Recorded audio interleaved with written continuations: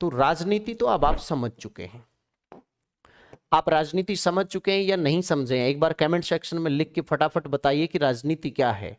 बताने से पहले यह मत भूलना कि आप सामान्य व्यक्ति हो और सामान्य व्यक्तियों का दृष्टिकोण क्या कहता है वही लिखेंगे। मुझे पता है बिना देखे अंदाजा है कि आप क्या लिख रहे हैं। आप कहेंगे कि सर राजनीति अपने हितों को साधने के लिए तमाम गतिविधियों को ही कहते हैं। तो यहां एक बड़ा प्रश्न आता है कि राजनीतिक चिंतन क्या है। एक शब्द है, हम सारे जो शब्द है ना सबको लेके चलेंगे। चिंतन, एक शब्द आता है मेरे पास राजनीतिक दर्शन, राजनीतिक चिंतन, राजनीतिक दर्शन। एक शब्द आता है मेरे पास राजनीतिक विज्ञान, राजनीति विज्ञान। एक शब्द आता है राजनीति सिद्धांत, ये राजनीतिक सिद्धांत। तो बहुत समय पहले एक मूवी आई थी, किसकी थी पता नहीं, तुषार कपूर की थी शायद, उसमें एक गाना था कि इस प्यार को मैं क्या नाम दूं। तो आप कहेंगे सर इस राजनीति के इस अध्ययन को मैं क्या नाम दूं। यार ज्यादा टेंशन लेने की जरूरत नहीं, विद्वान नहीं बनेंगे। अभी आपको कॉलेज प्रोफेसर बनाने के लिए मुझे समय पड़ा है। जब बनना हो, फर्स्ट ग्रेड बनना हो तो आइएगा, जरूर आपको बनाएंगे। अब बड़ी सरल सी भाषा में समझ ले क्या होता है, एकदम सिंपल बता रहा हूं यहां पे, है ना। राज चिंतन, जब यही सारा एक क्षेत्र विशेष या व्यक्ति विशेष या समय या काल विशेष के संबंध में बताया जाए, के संदर्भ में हो, तो इसे क्या कहते हैं, चिंतन कहते हैं। तो इसे चिंतन कहते हैं। देखिए जैसे प्लेटो का चिंतन, अरे क्या है इस चिंतन में, वही जो अभी अभी हम समझ के आए हैं कि जीवन को श्रेष्ठ बनाने की सभी गतिविधियां जब किसी व्यक्ति के नाम से कहें कि फला आदमी का चिंतन, ढिमका का चिंतन, प्लेटो का चिंतन, अरस्तू का चिंतन, मैकियावेली का चिंतन, होब्स, जॉन लोक, रूसो का चिंतन या फिर जितेंद्र यादव का चिंतन, व्यक्ति विशेष के साथ जोड़ के बताया, या क्षेत्र विशेष के साथ कि यूनानियों का चिंतन, रोम का चिंतन, पाश्चात्य चिंतन या भारतीय चिंतन, सुना होगा आपने। इसी तरह समय विशेष में कि मौर्यकालीन राजनीतिक चिंतन, मुगलकालीन राजनीतिक चिंतन। जब इस तमाम गतिविधियों को समय, व्यक्ति या स्थान के आधार पर बताते हैं तो यही चीज क्या कहलाती है, चिंतन कहलाती है। अच्छा, दर्शन और विज्ञान बड़ी मजेदार चीज है। अभी राजनीतिक दर्शन क्या होता है और राजनीतिक चिंतन क्या होता है, इसको थोड़ी देर समझेंगे बड़ा सरल और संक्षेप में। जब राजनीति नॉर्मेटिव हो जाती है, राजनीति तो समझ गए ना, बार बार बताने की जरूरत नहीं है।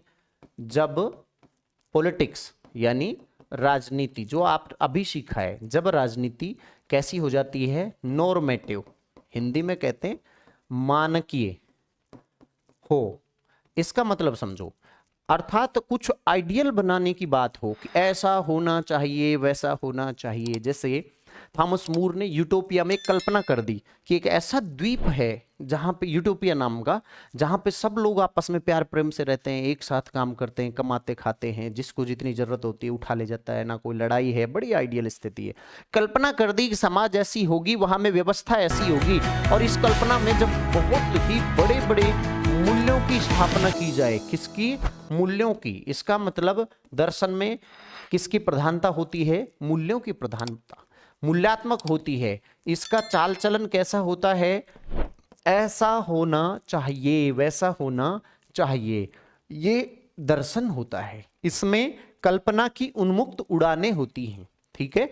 तो इसकी पद्धति कैसी हो सकती है, दर्शन कोई भी है तो इसकी पद्धति कैसी होगी, ये कल्पना की उन्मुक्त उड़ान है, कल्पना की उड़ान। तो इसकी पद्धति कुछ भी हो सकती है।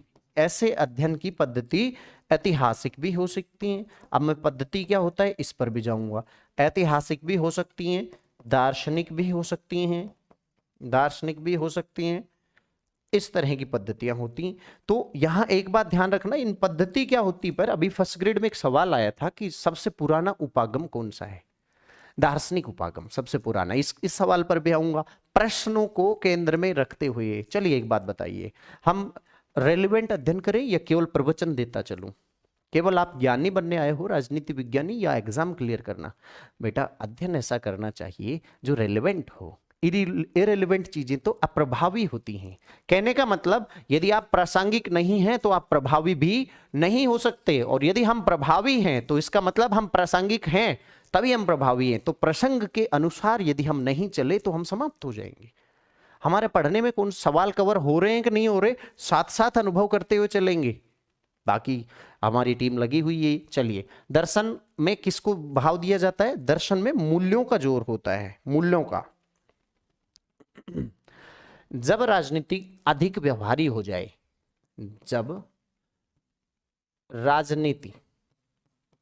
राजनीति का अध्ययन, जब राजनीति का अध्ययन कैसा हो जाए? व्यावहारिक एवं आनुभाविक, मतलब वास्तविकता के साथ। अब वास्तविक क्या हो सकते हैं? वास्तविक तो केवल तथ्य ही हो सकते हैं भाई, अर्थात ये तथ्यात्मक अध्ययन है। तथ्य हैं तो इनका अध्ययन कैसा किया जाएगा? तथ्य हैं तो आप कहोगे सर उनका क्या हो सकता है? वर्णन हो सकता है। बेटा वर्णन हो सकता है, तथ्य हैं तो मुझे ये बताओ उनकी तुलना हो सकती है कि नहीं हो सकती है? कि एक ये टीचर है, एक वो टीचर था, दो तथ्य हैं। अब स्पष्ट तथ्य हैं तो आप उनका क्या कर सकते हो? तुलना कर सकते हो। तो तुलना हो सकता है, और क्या हो सकता है? उनका विश्लेषण हो सकता है। तो विश्लेषणात्मक पद्धति, ठीक है, विश्लेषणात्मक, तुलनात्मक, वर्णनात्मक, ये सारे गुण असल में किसके होते हैं? ये विज्ञान के गुण होते हैं। अतः ये वैज्ञानिक प्रकृति का जब हो जाता है, जब पूरा तथ्य क्या है, इधर था क्या होना चाहिए, यह क्या है, तो इसको हम क्या कह सकते हैं? राजनीति विज्ञान कह सकते हैं, थोड़ी सी सरल भाषा में। तो इसमें मोटे मोटे रूप में क्या है? इसमें मूल्य होते हैं, ठीक है, और इसमें क्या होते हैं? तथ्य होते हैं, तथ्य और मूल्य। अब आता है कि सर सिद्धांत क्या वाला है? राजनीतिक सिद्धांत हम किस में कहें?